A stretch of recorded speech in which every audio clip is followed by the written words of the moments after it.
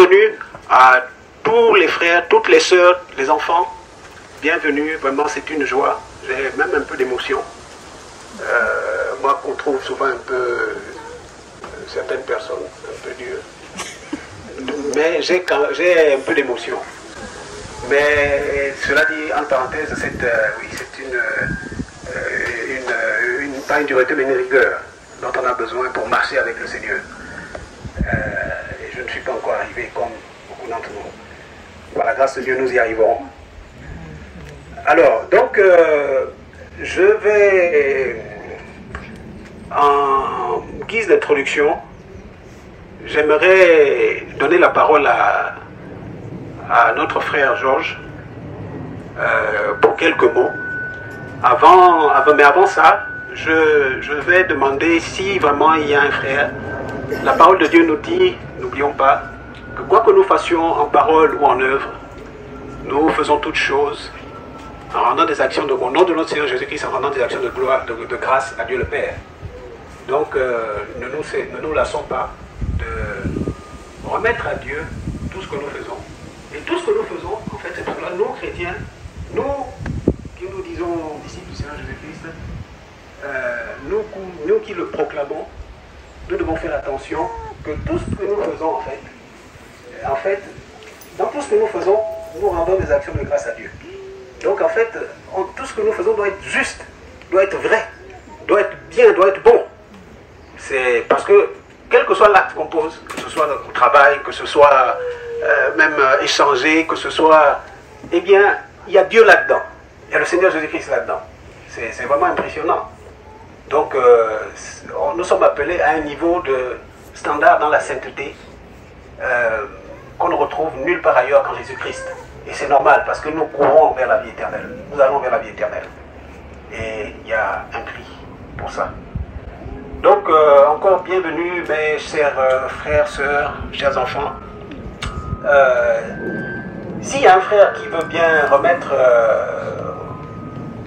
par quelques mots, s'il y a un frère inspiré pour remercier Dieu pour ce moment pour lequel nous sommes là, ce temps pour lequel nous sommes là, ça serait vraiment une très bonne chose. Ne nous lassons pas de le faire.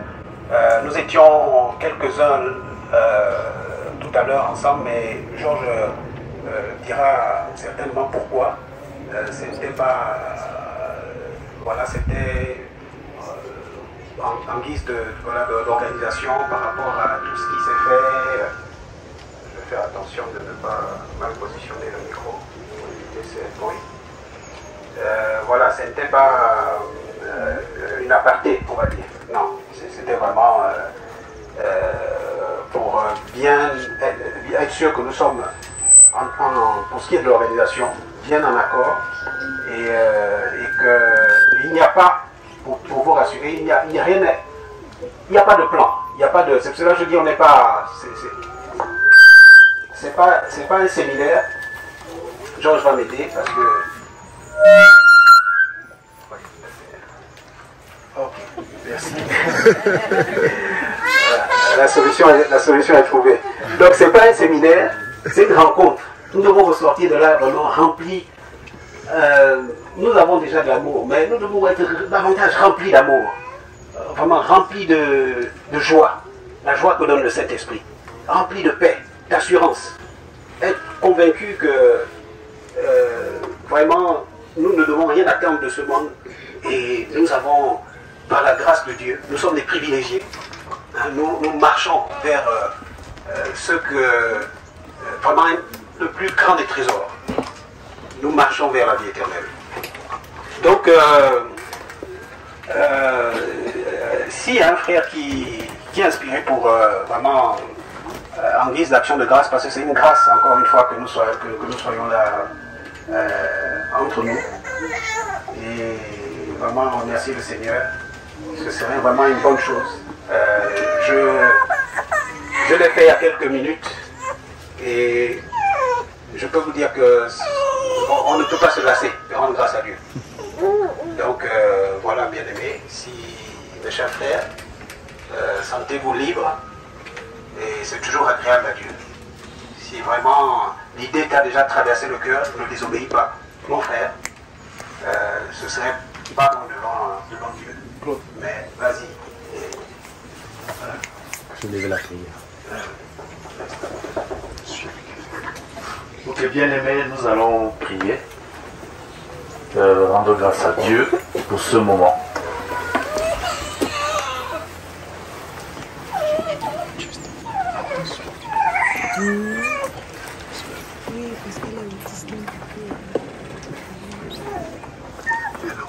Je laisse le temps aux sœurs qui veulent bien se voiler de se voiler.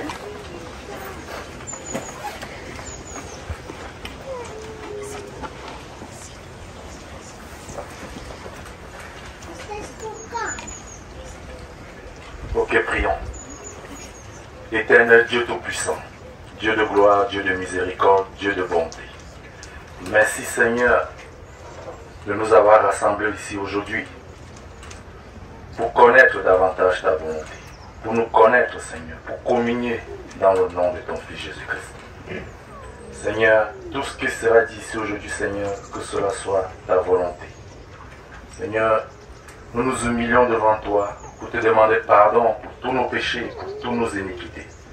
Toi seul qui sondes les cœurs, Seigneur, tu connais ce dont on a besoin. Délivre-nous, Seigneur, de tout ce qui ne te glorifie pas dans nos vies. Enseigne-nous, Seigneur, tout ce que nous ne connaissons pas et que tu aimerais que nous sachions pour ta gloire. Seigneur, manifeste-toi puissamment ici au travers de ta parole par le nom de ton Fils Jésus-Christ. Seigneur, fais tomber les chaînes du péché qui nous environnent dans nos vies, afin que nous soyons véritablement libres en Jésus-Christ.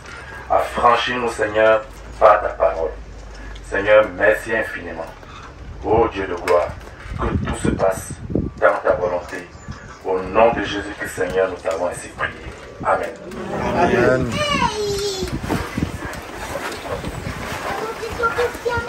Alors, donc, nous allons poursuivre. Je vais, comme je le disais déjà il y a quelques instants, donner la parole à Georges, voilà, qui a certainement une introduction pour nous, pour cette rencontre.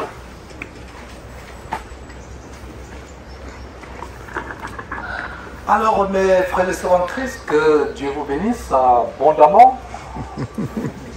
Vous ne connaissez plus la phrase, et puissamment. Ça fait quand même une semaine que je suis en France, donc je dois parler un peu comme les Français, vous voyez, comme la France. Donc, c'est une très grande joie d'être avec vous aujourd'hui. C'est pas naturel. C'est une très grande joie d'être avec vous aujourd'hui, mes frères et sœurs. Il n'y a pas de mots. Nous sommes au forum là pour l'évangile de notre Seigneur et Sauveur Jésus-Christ. Vous voyez ce qui s'est passé avec les Jeux Olympiques à Paris. Le nom de Jésus-Christ est insulté dans ce monde. Selon qu'il est dit, je crois, dans Romains chapitre 2, verset 24, corrigez-moi si ce n'est pas le vrai verset, qui dit que le nom de Dieu est blasphémé parmi les païens. Et Dieu, dans toutes les générations, a suscité des envoyés, des messagers, pour que le nom de Dieu soit restauré parmi les païens. Je parlais des Jeux Olympiques, et vous avez certainement vu la vidéo, comment je prêchais il y a quelques jours dans le métro devant les policiers. Les frères m'ont amené à Paris pour dire Georges va prêcher à Paris. Je suis arrivé à Paris. Et quand j'ai fini de prêcher, les frères me disent Georges, tu viens de prêcher dans le quartier général des homosexuels. J'ai dit frère, vous n'êtes pas sérieux. Vous m'avez jeté dans la mort au crocodile. C'était au Châtelet. Ils étaient là. Nous avons vu les abominations. Il y a un couple de femmes qui sont venues faire des choses horribles devant la caméra. Mais on a prêché, c'était un peu dur. J'ai même prêché au policier. C'était là, c'était hier. Donc je secouais la tête. Donc j'étais furieux, graissé les dents. Bref, ça me fait plaisir de venir dans ce pays, ce bon pays, la France. Un pays merveilleux. La nature de la France peut être époustouflante, n'est-ce pas? Mais malheureusement, la France est détruite par des hommes qui servent Satan. Depuis le chef de ce pays, c'est comme nous aux États-Unis, notre président Biden, je ne sais pas s'il est vivant, s'il est mort, Dieu seul sait. Mais nous, grâce à Dieu, je sais que nous pouvons continuer à proclamer l'infini grandeur de la parole de Dieu. Je ne savais pas non. Au début, j'avais pensé faire un séminaire. Un séminaire suppose que s'il y a des séminaristes, mais Dieu a mis dans mon cœur de faire plutôt une rencontre des frères qui partagent leur expérience, qui partagent leur souffrance, comment ils ont cheminé dans la foi avec Jésus-Christ, les hauts et les bas, les problèmes qu'ils ont eus. Donc, je serai en retrait. Vous me voyez enseigner depuis le dimanche, depuis 10 ans. Il y a tellement, je ne sais pas combien de centaines de vidéos qui sont, des milliers même, je dirais, qui sont sur YouTube. Donc, vous m'entendez prêcher. Et j'ai eu des larmes aux yeux pour la première fois. C'est cette petite qui m'a vraiment... Oh, tonton Georges, c'est toi. Et... ça m'a fait plaisir, ça m'a fait couler les larmes. Ouais, le Seigneur Jésus disait, venez à moi les enfants, car le royaume de Dieu leur appartient. J'ai encore quelques minutes, donc on va faire la connaissance, mais après, changer les contacts, apprenons à nous connaître, afin que le nom de Dieu soit restauré, afin qu'on le reconnaisse. Comment reconnaît-on les musulmans? On reconnaît les musulmans par l'accoutrement extérieur, et ce n'est pas comme ça qu'on doit reconnaître forcément le chrétien. On doit reconnaître le chrétien par la bonté dans son cœur, par la haine du péché, la repentance. Et depuis 10 ans, c'est le message que je prêche, la délivrance du péché. La délivrance du péché, il n'y a que quoi? La délivrance du péché. Alors tout à l'heure, on a eu une réunion avec des gens, des frères et sœurs qui ont, de manière délibérée, décidé de contribuer à ce travail d'organiser. Et c'est pour ça que vous avez certains de t-shirts. D'autres pas les t-shirts. Je veux dire des pullovers, sweaters, des pullovers. Et je m'en fais un peu, c'est que je ne pouvais pas donner les t-shirts à tous les frères. Peut-être prochainement, tous les frères auront les t-shirts. Ce sera possible. C'est possible. Il ne s'agit pas d'aller casser la banque pour le faire. C'est possible pour le faire. Mais, en fait, j'ai dit, frères, qui met de volonté pour organiser les rapports de Paris? Il y a des frères qui m'ont contacté. Et quand je suis arrivé à Paris, j'ai dit, frère, pour vous qui avez été volontaires, j'ai une surprise pour vous. Voilà les sweaters. Je suis sûr que je suis persuadé que la prochaine fois qu'on va dire, frère, qui veut participer au séminaire? Tout le monde. On aura peut-être, si on est 200, on aura 200 intervenants. Alors, je ne pourrais pas venir les blancs ballons. J'ai quand même confectionné un petit souvenir pour tout le monde. Ouais, donc tout le monde, même les enfants qui sont à l'école primaire, auront ce souvenir. Les stylos de Jésus-Christ TV. Et qu'est-ce qui s'est passé avec le stylo de Jésus-Christ TV? J'ai fait une première commande. J'ai accompagné une société américaine pour dire que je vais à un séminaire. Faites-moi le stylo avec le logo de Jésus-Christ TV, donc la télévision chrétienne, avec Jean 8, 32, la vérité vous affranchira. La commande était rush. Rush, ça veut dire que rush. Rapide. Merci, rapide. Alors on a fait la commande. J'étais content, j'ouvre le carton. La commande vient, c'est Jésus-Christ TV, Jean 8, 32, la vérité vous affranchira. Mais, c'est pas les couleurs. J'ai montré, j'ai dit, ma soeur, qu'est-ce que tu en penses? Comme j'étais triste, elle me dit, quand elle dit ma soeur, c'est mon épouse, le confort là-bas. Elle dit, ma soeur, qu'est-ce que tu en penses? Elle dit, ouais, mon frère, ces gens n'ont pas fait le bon travail. J'ai l'impression qu'on dit ouais au Cameroun, ça veut dire que tu es désolé. Ça veut dire que ouais, ça veut dire que quand on dit au Cameroun ouais, ça veut dire que non, tu es tellement déçu. Vous les Français, vous dites quoi? Oh là là. Donc quand on dit ouais, j'ai dit ouais ma soeur, qu'est-ce que les gens ont fait comme ça? Là je parle comme au Cameroun. Alors, qu'est-ce que tu en penses? Elle était triste, j'étais aussi triste.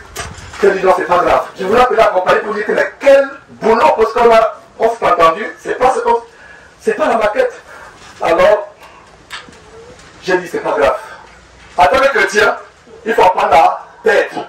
Même si on fait perdre l'argent, c'est pas grave. Mais en tout cas, vous aurez 2 stylos. Oui, j'avais prévu un stylo pour chacun. Maintenant, vous avez combien? 2. Le raté et le bon. Alors, nous avons commandé le bon. Le bon, maintenant, c'est le logo de Jésus-Christ TV. En fait, Jésus-Christ TV, c'est que l'église. Non. L'église de Jésus-Christ n'a pas de nom.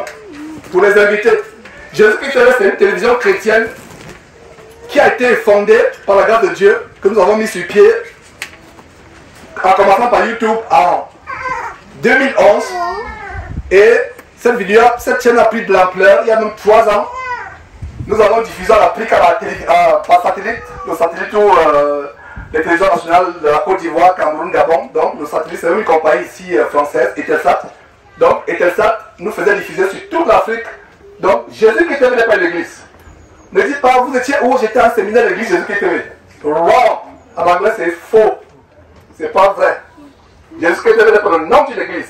Jésus-Christ TV est le nom d'une trompette qui se reconnaît sur les réseaux sociaux. Ça veut dire que s'il n'y a plus le satellite, s'il n'y a plus Internet, c'est fini. Jésus-Christ TV n'existe plus. Mais nous, chrétiens, nous continuons à être chrétiens. Alors, quel est le nom de notre église? Question. Notre église, c'est les disciples de Jésus-Christ. Dans la Bible, de Matthieu chapitre 1, verset 1, le Nouveau Testament, jusqu'à Apocalypse chapitre 22, verset 21, il n'y a pas un seul verset qui montre que l'église de Dieu avait un nom. La seule dénomination religieuse qui avait un nom, c'était une religion des Juifs qui s'appelle la synagogue de comment? Voilà, right, les affranchis. Alors, le frère Erwin, viens Erwin, tu vas te charger de donner un stylo, 2 stylos, donc vous aurez, approche-toi, et par rapport au frère Erwin, vous l'avez reconnu? Voilà, on était à Paris au métro, je ne le connaissais pas il y a 1 semaine, et voilà les frères qui ont été volontaires. Je leur ai dit, frère, qui est prêt à aller mourir ou aller se faire capturer par la police française? Ils ont un nom là. Comment? Sont-ils la police? La police de Macron, comment il s'appelle? On dit, voilà, quand je vais, parce que la première chose qu'elle dit, Macron, repens-toi de la pédophilie. C'est la première chose qu'il a dit sur la place. Il a dit, Macron, repens-toi. Allez sur la vidéo. J'ai dit, Macron, repens-toi de la pédophilie. J'ai vu les policiers. Certains souriaient. J'ai dit, comment ça, j'ai peur que les policiers sourient? Bon, bref. Donc, il y a ce petit qui m'a dit, qu'est-ce que Macron dit? Je me rappelle. Que je suis prêt à aller en prison pour la parole de Dieu. Oh. Quelqu'un qui est allé en prison pour ses convictions religieuses. Voilà. Donc voilà un jeune frère. Et ma joie est tellement grande, ça veut dire que si je m'endormais, c'est qu'il s'est fait mourir. Parce qu'un chrétien ne meurt pas, un chrétien s'endort et attend le retour de Jésus-Christ. J'aurais la joie. Je me disais qu'avec les gens comme lui, il était là avec la caméra, on était là, on courait dans le métro, on montait les escaliers. Et une fois même, j'étais dans le diable nous a fait tourner en rond. Et nous a embrouillés, je sentais la pression. Et les frères m'ont fait, il y avait des escaliers. Il y avait des escaliers qui allaient jusqu'au... Il y avait l'escalateur qui allait jusqu'au... Je ne sais pas, la toiture de l'immeuble. J'ai laissé les escalateurs. J'ai pris l'escalier. Je me suis mis à courir. Ah, je me suis mis à courir. Je suis arrivé. À un moment, j'ai soufflé. Je suis arrivé au bout. Après, à la fin, j'ai dit, frère, vous savez pourquoi j'ai couru? Le diable m'a attaqué dans la voiture. Il m'a mis la peur à moi. Il a mis la frayeur à moi. Il a mis le découragement à moi. Le diable m'a frappé par l'assoupissement dans la voiture. J'étais à côté de Claude. Alors, quand j'ai vu les escalateurs, j'ai dit, voilà ce qui va me réveiller. J'ai couru. J'avais l'impression que le cœur allait tomber. Je vous assure que même Usain Bolt, vous connaissez qui est Usain Bolt? Même Usain Bolt, le Jamaïcain ne pouvait pas. J'ai couru, j'ai forcé. Quand je suis arrivé, je sentais comment le cœur était en train de tomber. J'ai soufflé, je me suis mis sur les genoux. Quand la force est revenue, c'est là où j'étais prêt à prêcher. Il me fallait quelque chose pour me choquer. Quelque chose pour me choquer. Donc je ne regardais même plus quand j'ai dit, peuple français, écoutez-moi, peuple de France, écoutez-moi. Ne méprisez pas ces paroles, écoutez. Voilà ce qui s'est passé. Donc, Erwin était avec nous, il était prêt. Donc Erwin, tu vas distribuer un stylo. Donc tu vas commencer. Tu prends un stylo, donc il y a le carton. Tu prends. Donc moi-même, je prends un aussi parce que je n'en ai pas eu. Donc je prends 2. Donc, tu prends un stylo, tu distribues. S'il y a un reste, tu refais encore le tour où tu as commencé. Donc, ça veut dire qu'il y aura des gens qui auront 3, 4 ou 6, pardon. Tu fais le tour jusqu'à ce qu'aucun ne reste. J'ai déjà 2. Donc, voilà mes frères. Donc, soyons prêts à partager selon que Dieu va nous inspirer, les témoignages, etc. Voilà. Que Dieu nous bénisse. Amen. Amen. Amen.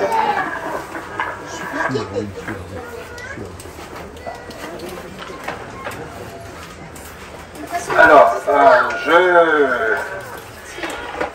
je crois qu'on va discrètement on va partager les stylos, mais pour ne pas que nous soyons distraits, je crois qu'on peut faire passer mon cher frère, jeune frère, fais passer le sac. Tu vois, non? Fais passer le sac. Ou bien tu veux, et chacun va prendre, parce que, voilà, ça va... Ok. Donc,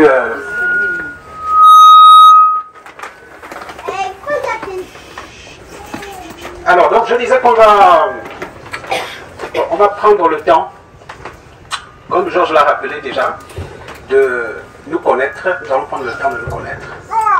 Nous allons, par la grâce de Dieu, aller, selon que Dieu donnera de l'inspiration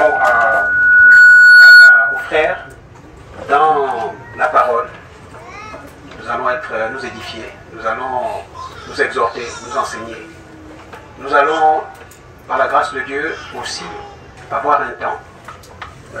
Rien n'est prévu de manière séquentielle, mais nous obéirons à ce qui nous viendra à cœur, selon que Dieu parlera dans nos cœurs, pour que tout se fasse au moment où Dieu le voudra. Donc, nous avons un frère qui a un message d'introduction, on va dire, justement pour nous amener à aller sereinement, sous la conduite du Saint-Esprit, dans ce séminaire, dans cette rencontre, pardon. Nous disions que ce n'est pas un séminaire. Donc le frère David a quelque chose à nous dire. Il a quelque chose que le Seigneur lui a mis à cœur. Et nous allons donc l'écouter. Non pas David, mais nous allons écouter Dieu qui donne l'inspiration à David, qui n'est qu'à ce moment voilà, qu'un outil. Donc je te passe David. Tout à fait. Bonjour encore à toutes et à tous, bien-aimés frères et sœurs. Quelle joie de pouvoir être ici au milieu de vous, mais quelle joie d'être tous ensemble.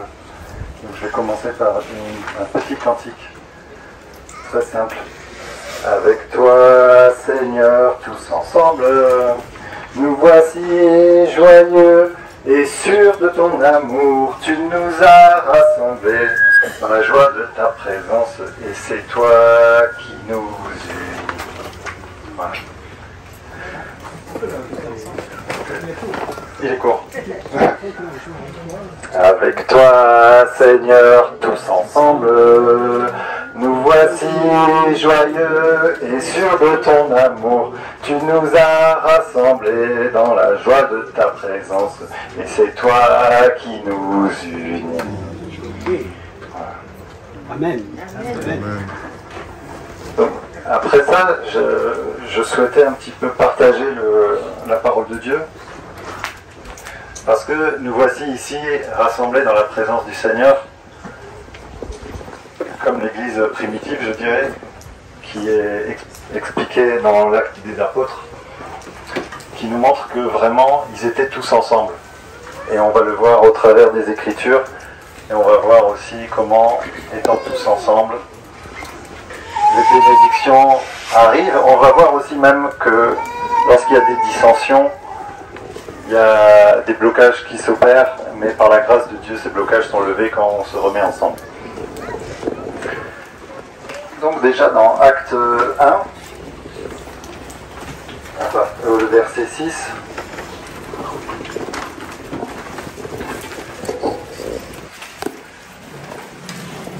on voit que les apôtres étaient réunis.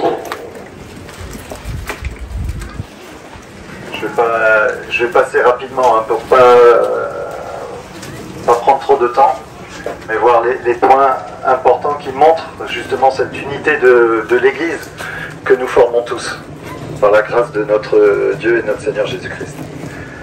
Donc ensuite au verset acte toujours 1, verset 14, tous d'un commun accord persévérer dans la prière et dans l'oraison avec les femmes et Marie, mère de Jésus, et avec les frères de Jésus.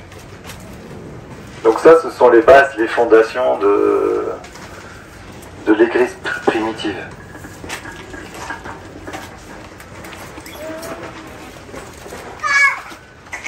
Ensuite, dans Acte 2, que vous connaissez tous, c'est la bénédiction du Saint-Esprit qui est arrivé sur l'Église. Le jour de la Pentecôte, ils étaient tous ensemble, dans le même lieu. Tout à coup, il vint du ciel un bruit comme celui d'un vent impétueux et il remplit toute la maison où ils étaient assis. Des langues semblables à des langues de feu leur apparurent, séparées les unes des autres, et se posèrent sur chacun d'eux, et ils furent tous remplis du Saint-Esprit, selon que l'Esprit leur donnait de s'exprimer. J'ai raté un petit passage. Ils furent tous remplis du Saint-Esprit et se mirent à parler en d'autres langues selon que l'Esprit leur donnait de s'exprimer. Donc là, on voit qu'ils sont tous ensemble. Et encore une bénédiction tellement grande de notre Seigneur, c'est-à-dire le don du Saint-Esprit. Et que Dieu multiplie les dons pendant ces moments de rencontre au nom de Jésus-Christ. Donc on avance encore un peu dans la parole. Donc dans Acte 2, verset 37, après avoir entendu ce discours, ils eurent le cœur vivement touché, le discours de Pierre, après la réception du Saint-Esprit, justement. Excusez-moi.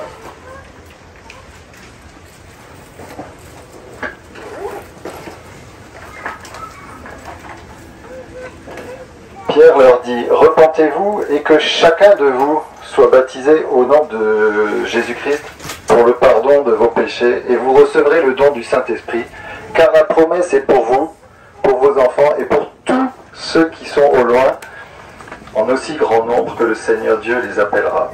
Et par plusieurs autres paroles, par plusieurs autres paroles, il les conjurait et les exhortait, disant, sauvez-vous de cette génération perverse.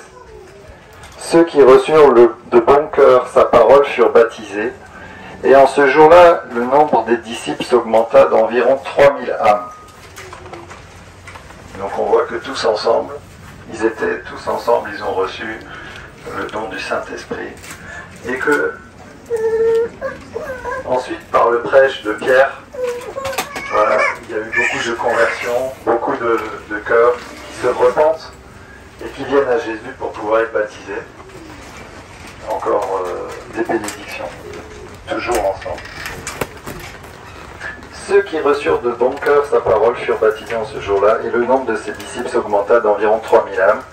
Ils persévéraient dans l'enseignement des apôtres et dans la communion fraternelle. Donc voilà, la communion fraternelle, la communion entre les frères, la communion entre les sœurs. Merci Seigneur. Dans la fraction du pain et dans les prières. La crainte s'emparait de chacun et il se faisait beaucoup de prodiges et de miracles par les apôtres. Tous ceux qui croyaient étaient dans le même lieu et ils avaient tout en commun. Ils vendaient leurs propriétés et leurs biens et ils en partageaient le produit entre tous. Donc on voit tous, tout en commun, tous, selon les besoins de chacun. Ils étaient chaque jour tous ensemble assidus au temple. Ils rompaient le pain dans les maisons et prenaient leur nourriture avec joie et simplicité de cœur, louant Dieu et trouvant grâce auprès de tout le peuple. Le Seigneur ajoutait chaque jour à l'Église ceux qui étaient sauvés. Voilà, tous ensemble, le Seigneur ajoute à l'Église ceux qui étaient sauvés. Donc, je disais précédemment,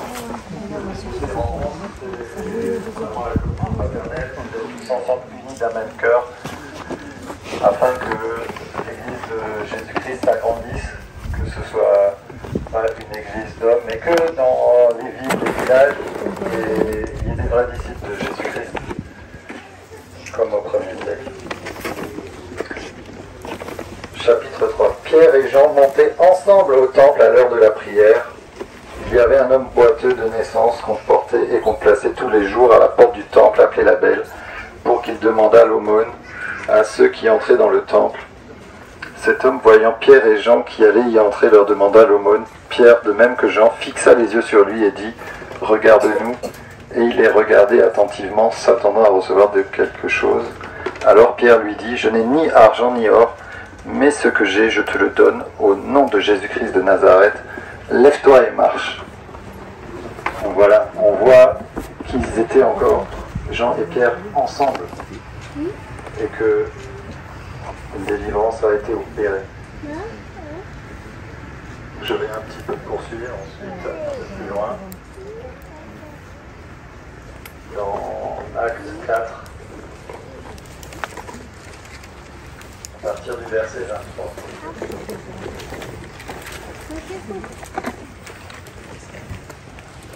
Après avoir été relâchés, donc ils avaient été, bien sûr, après cette délivrance, je saute un peu le passage parce que l'emphase est mise sur être tous ensemble, mais il y a eu les attaques. Dans le début de chapitre 4, ils ont été attrapés, mais malgré le fait qu'ils étaient attrapés, ils étaient heureux. Et après avoir été relâchés, ils allèrent vers les leurs et racontèrent tout ce que les principaux sacrificateurs et les anciens leur avaient dit. Lorsqu'ils eurent entendu, ils élevèrent à Dieu la voix tous ensemble et dirent « Seigneur, tu es le Dieu qui a fait le ciel et la terre, la mer et tout ce qui s'y trouve.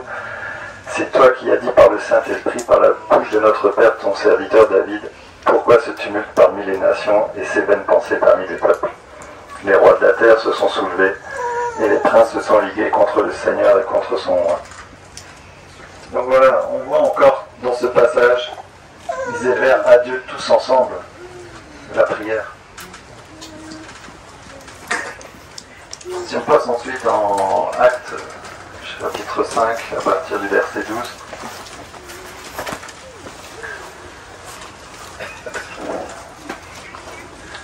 Beaucoup de miracles et de prodiges se faisaient au milieu du peuple par les mains des apôtres. Ils se tenaient tous ensemble au portique de Salomon, et aucun des autres n'osait se joindre à eux, mais le peuple les louait hautement. Le nombre de ceux qui croyaient au Seigneur, hommes et femmes, s'augmentait de plus en plus. Voilà, donc encore une fois, tous ensemble. En fait, dans l'unité de la foi, en étant un modèle d'une vraie Église de Dieu, les miracles s'accomplissent, les délivrances s'opèrent, et les gens voient la main de Dieu. Et c'est ça, une grâce de Dieu, les bénédictions pleuvent. À partir du verset 16, la multitude accourait aussi des villes voisines à Jérusalem, amenant des malades et des gens tourmentés par des esprits impurs, et tous étaient guéris. Voilà, même ceux qui venaient, qui les rejoignaient, étaient guéris. Alors je ne vais pas être très très long encore, on va finir par Acte chapitre 6, à partir du verset 1.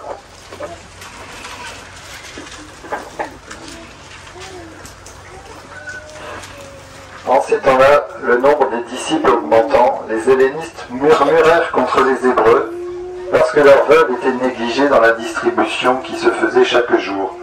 Les 12 convoquèrent la multitude des disciples et dirent « Il n'est pas convenable que nous laissons la parole de Dieu pour servir aux tables. C'est pourquoi, frères, choisissez parmi vous 7 hommes, de qui l'on rende un bon témoignage, qui soit plein d'Esprit Saint et de sagesse, et que nous chargerons de cet emploi. Et nous continuerons à nous appliquer à la prière et au ministère de la parole.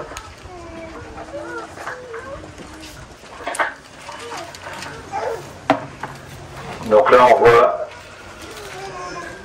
l'Église qui est moins unie. L'Église qui n'est plus unie. Puisqu'ils ont jusqu'alors, on voyait qu'ils étaient tous ensemble. L'emphase, elle est mise tellement, à de tellement nombreuses reprises, mais là, on voit une dissension. Et ça, c'est justement ce qui peut poser des problèmes. Certaines églises ont pu le vivre. Et justement, mais par contre, quand il y a l'unité dans la foi, on voit que l'Église s'étend. Et par la grâce de Dieu, nous avons pu être mercredi dans l'église de Paris qui a vécu ça, qui a vécu des dissensions, mais qui par la grâce de Dieu, quand on est arrivé, on était vraiment bénis de cette unité et aussi de cette discipline, je dirais. Mais là, l'emphase est mise sur l'unité. Et c'est pour ça, je pense que cette église est en train de s'agrandir par la grâce de Dieu. Et c'est ce que nous devons faire chacun dans nos villes, dans nos villages, que nos églises s'agrandissent. Mais alors comment ils ont remédié à ça? Ils ont tout simplement, ils ont traité le problème, ils ont décidé ensemble qu'il y ait 7 frères qui puissent être choisis pour que les autres puissent s'appliquer au ministère. Et cette proposition plut à toute l'assemblée. Et ils élurent Étienne, homme plein de foi et d'esprit, Philippe, Procor, Nicanor, Timon, Parménas et Nicolas, prosélytes d'Antioche. Ils les présentèrent aux apôtres qui, après avoir prié, leur imposèrent les mains. Conséquence, il n'y a plus de dissension, les problèmes ont été traités. L'Église est unie à nouveau. Conséquence, la parole de Dieu se répandait de plus en plus. Le nombre des disciples augmentait beaucoup à Jérusalem et une grande foule de sacrificateurs obéissait à la foi. Étienne, plein de foi et de puissance, faisait des prodiges et de grands miracles parmi le peuple. Voilà un petit peu le message que j'avais à cœur de partager aujourd'hui. Vraiment, quelle grâce Dieu nous a fait de pouvoir nous réunir, pas que de notre ville, de notre village, mais même un peu de partout. Pas que de France, parce que Georges rigolait un petit peu tout à l'heure en disant peuple de France. Bon, il n'y a pas que le peuple de France, il y a qui sont venus des États-Unis, d'Espagne, d'Italie, d'Allemagne, de Belgique, peut-être du Portugal, j'ai cru comprendre. Après, excusez-moi si j'en oublie, je ne connais pas tous les détails, mais regardez cette grâce d'être unis pour la parole de notre Seigneur Jésus-Christ, pour être unis pour ces rencontres qui sont l'objectif vraiment, de pouvoir se connaître, parce que l'Église de Dieu, c'est une Église unie. Et comment on peut être unis, comment on peut avoir confiance les uns les autres, si ce n'est en se rencontrant physiquement. Donc voilà, on rend vraiment grâce à Dieu pour ces moments qui rend disponible. On rend grâce à Dieu d'avoir veillé sur votre départ, et il veillera aussi sur votre arrivée. On rend grâce à Dieu pour ces moments qui nous donnent de partager. Et merci mon Dieu pour tout. Que le nom du Seigneur Jésus-Christ soit loué. Amen. Amen. Amen. Amen. Nous rendons grâce à Dieu pour ce merveilleux message. Cet enseignement, on va dire, de David. Dans tout ce que David nous a dit, par la grâce de Dieu, il a dit beaucoup de choses. Dans le livre des Actes, je crois que vous serez d'accord avec moi, c'est l'un des livres qu'on peut lire et relire. Relire et relire sans se lasser, parce que c'est le livre qui nous donne vraiment qui nous dresse le portrait de ce qu'était la vie des disciples du Seigneur après la montée dans les cieux de notre Seigneur Sauveur Jésus-Christ. Et donc, voilà, il nous montre comment faire, il nous montre ce que doit être cette vie ensemble. Cette vie ensemble que veut Dieu, que veut le Seigneur Jésus-Christ. Cette vie en accord. Donc, je crois que le message de David est bien passé. Dans tout ce qu'il a dit, on peut faire, je crois, beaucoup de petits enseignements. Il y a tellement de choses. Mais déjà, c'est un grand encouragement. C'est une exhortation à demeurer ensemble, à rechercher l'accord en permanence. À rechercher l'accord en permanence entre nous pour que Dieu nous conduise en tout temps, pour que nous n'abandonnions pas en cours de chemin ce voyage, parce que nous ne sommes que, comme nous le disons toujours, souvent, nous ne sommes que passagers sur cette terre. Nous n'appartenons même pas à ce monde. Le Seigneur Jésus-Christ l'a dit. Donc, nous rendons grâce à Dieu pour tout ce que David nous a donné comme parole. Quand David terminait, il m'a mis à cœur de quelque chose que j'avais déjà il y a quelques heures peut-être, ou jours. Et je rends grâce à Dieu parce que nous, ensemble, nous sommes plus forts et c'est ce que Dieu attend de nous, en fait. Que nous soyons ensemble justement pour nous soutenir les uns les autres, nous compléter les uns les autres. Et il a dit quelque chose de très important en mentionnant un peu les différentes provenances de chacun d'entre nous. Il y en a qui sont venus de très loin et vraiment que Dieu soit loué. Que Dieu soit loué, c'est vraiment merveilleux. Et c'est pour ça que je crois que je vais laisser encore un peu de temps, certainement qu'il y a des frères qui ont peut-être qui ont eu une inspiration en rapport avec ce que David disait, ou peut-être une toute autre inspiration qui est venue d'une autre préoccupation ou inspirée différemment de Dieu. En gros, quelque chose de bon pour notre édification. Peut-être y en a-t-il parmi les frères qui en ont une. Nous allons, comme je disais, essayer de respecter, pas essayer, mais nous allons respecter l'ordre de la bienséance que nous avons lors des rassemblements sur Zoom. Si nous le faisons sur Zoom, à plus forte raison, lorsque nous sommes assemblés, lorsque nous nous voyons ensemble physiquement.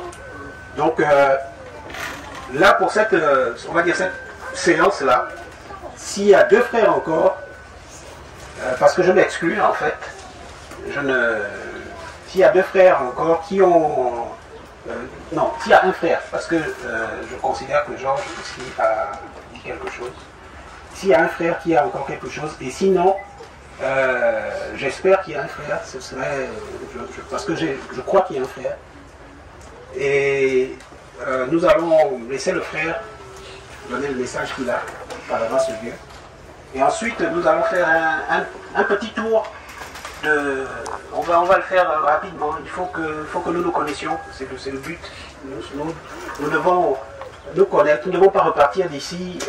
Vous voyez, et puis sur Zoom ou si nous nous croisons, nous sommes... voilà, nous nous considérons encore comme des étrangers. Nous devons vraiment vivre comme David l'a rappelé au travers des écritures que nous avons dans le livre des Actes. Nous devons vivre ensemble, que nous soyons séparés par quelques milliers de kilomètres ou pas, mais nous devons porter nos frères et nos sœurs, nous devons nous porter dans nos cœurs. Et si nous avons la grâce de nous être vus comme aujourd'hui, et comme ce sera par la grâce de Dieu demain et après-demain, eh bien je pense que cela est gagné. Nous devons maintenir cette amitié fraternelle, cet amour fraternel, en demeurant ensemble, non pas seulement physiquement, mais ensemble, en esprit. Je parle de l'esprit de Dieu.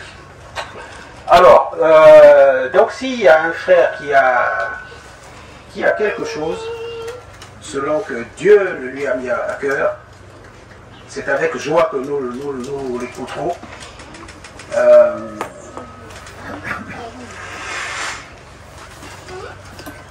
Sinon,